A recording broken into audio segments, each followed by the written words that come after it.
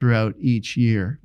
I was just today spending an hour working with our church planting coordinator, and so we have events that we're working on for people that would like to be a part of church plants, and some of them we will outsource. We will take people to events like church plant boot camp in Florida, or there are interdenominational events on church planting as well. One of them is called Exponential, and so our church planting coordinator is saying, let me take some of the people who really want to get into this and let them catch the vision, get some of the tools, the training, and kind of just get this revitalized. Because in the last several years over COVID and whatnot, church planting has really not been a front burner thing, and we need it to be a front burner thing. So we're working with each of these 20 individuals, our departmental directors and ministry coordinators. Each one of them will have their own training events. That's good. And we'll be working with the local person in each church. Some of the challenges involve the fact that some churches don't have someone, for example, that is the men's ministry leader.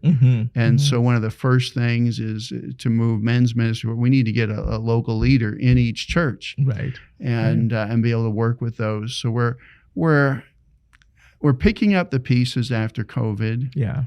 And it will take us a little time to rebuild that infrastructure.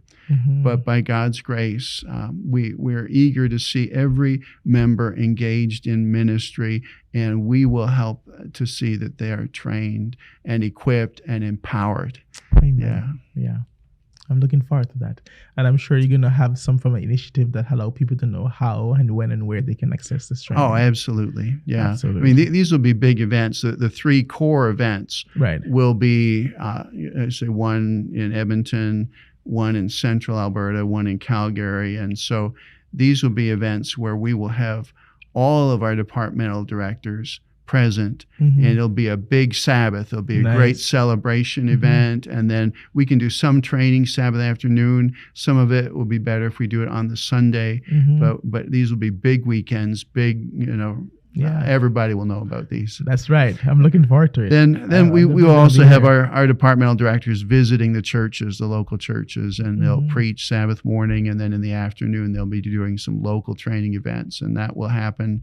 I'm asking each departmental director to do 2 or 3 of those a month. And so that's my schedule. I get into the churches 2 or 3 times a month. If I'm here, it's 3 times a month. And so one Sabbath a month, Nancy and I take off just to try and rest and recharge. But the other Sabbaths, we are in a different church every Sabbath. That's great. We have currently 85 churches.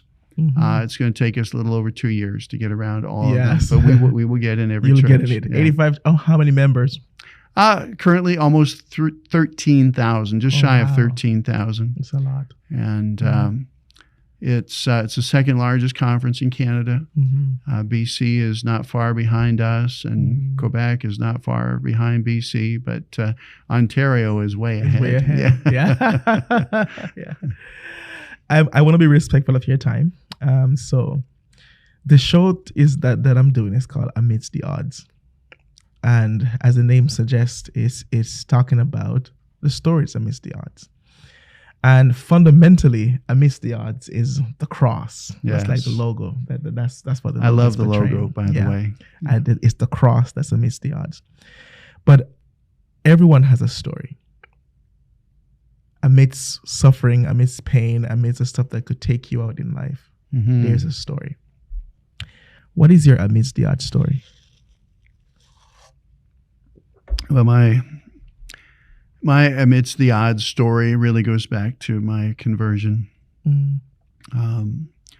I, by the time I was 17, was a full-blown alcoholic. And I started drinking when I was 14. And by the time I was 17, I was way out of control. I couldn't just drank socially. I always had to drink to get drunk. My friends said, you need to get over this because some people can handle it, and it's obvious that you can't. And I tried and tried and tried to get off of alcohol, and I couldn't. It had me in its grip. Yeah. And when I was introduced by my girlfriend to Jesus Christ, she shared with me a copy of the book Desire of Ages. And she said, I encourage you every morning to read the Bible passage, first of all, that this chapter is based on, and then read the chapter in Desire of Ages. And so that became my morning routine.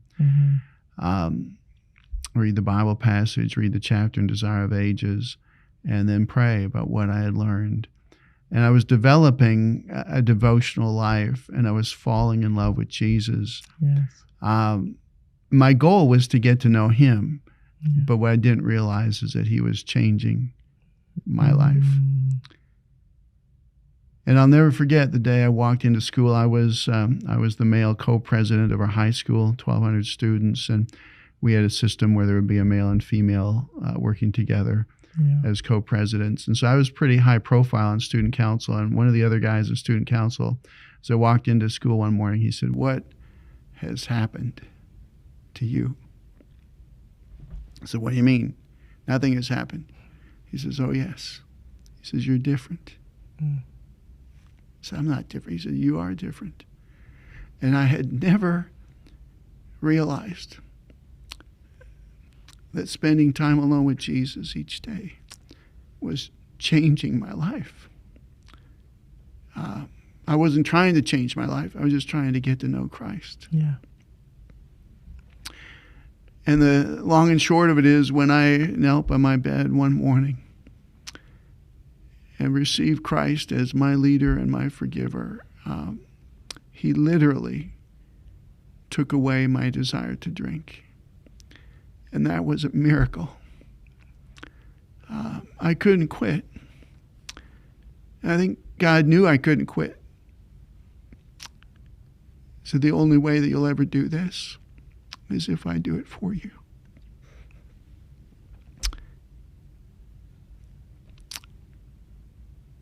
I get a little emotional because the trajectory of my life was such that I would have ended up either in jail or dead. And amidst the odds,